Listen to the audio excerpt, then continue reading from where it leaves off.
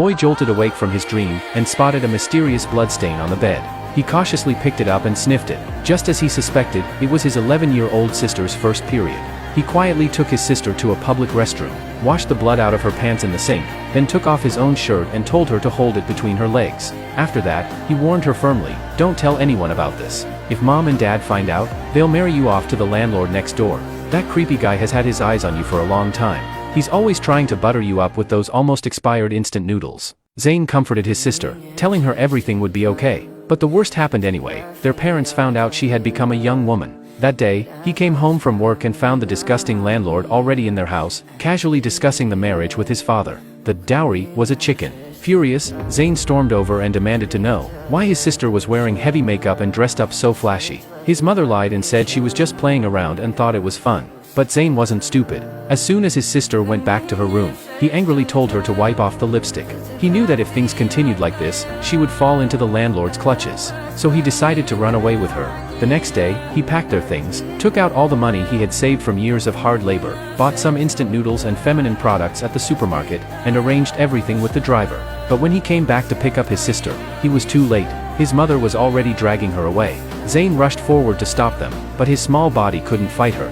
In the end, his parents traded his sister to the landlord as rent payment. Zayn completely broke down.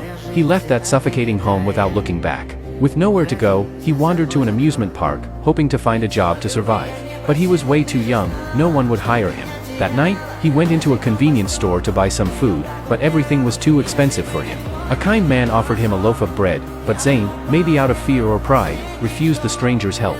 A few days later, after finishing his last packet of instant noodles, he was starving. Out of a deep longing for a mother's love, he climbed onto a statue in the park, pulled open its clothes, and tried to lie in its arms. This scene was spotted by Rachel, who was working upstairs. She was also an undocumented immigrant. After getting pregnant unexpectedly and being abandoned by her boyfriend, she was now barely surviving in the slums with her child. Even though she was struggling herself, she took Zayn home. She gave him a warm bath and cooked him a hot meal. Seeing how pitiful he was, Rachel decided to take him in, on the condition that he helped take care of her baby while she worked during the day. She had no choice but to hide the child in the company restroom, even sneaking in to breastfeed. Zayn agreed. Compared to his old home, he liked it here much better, and so the two broken souls came together. Zayn stayed home to watch the baby while Rachel went out to earn money. He was surprisingly good at soothing the child. The baby hardly ever cried under his care. Every time Rachel came home from work, she would bring back leftover food for them. It was the first time in his life Zayn had ever tasted cake.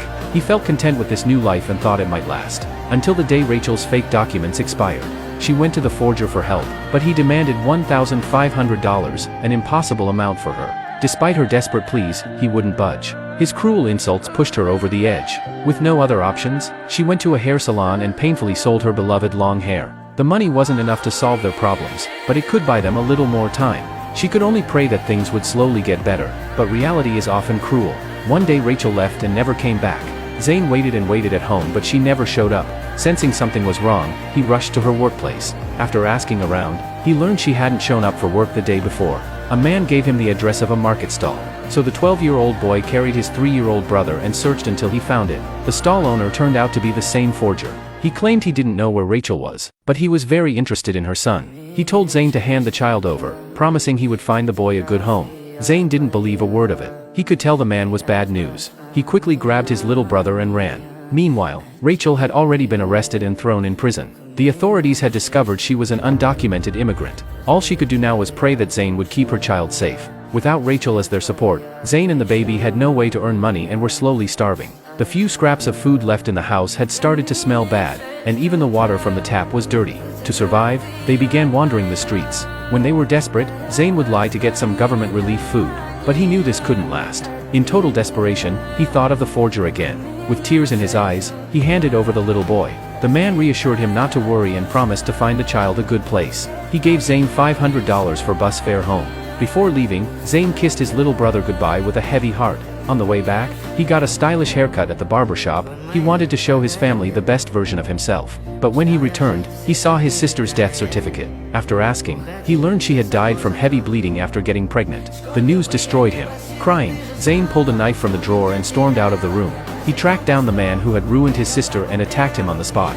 Luckily, Zayn was small and didn't kill him, but the man was left permanently disabled. Zayn was sent to prison for the crime. When Rachel saw him arrive in prison, she broke down too. She asked what had happened to her child. Zayn lowered his head in silence, unsure how to face her. This guilt would haunt him for the rest of his life. One day, his mother came to visit him in prison. She tried to comfort him, saying that when God takes something away, he gives you something else in return. Zayn was devastated by her words. But what broke him even more was learning that his mother was pregnant again.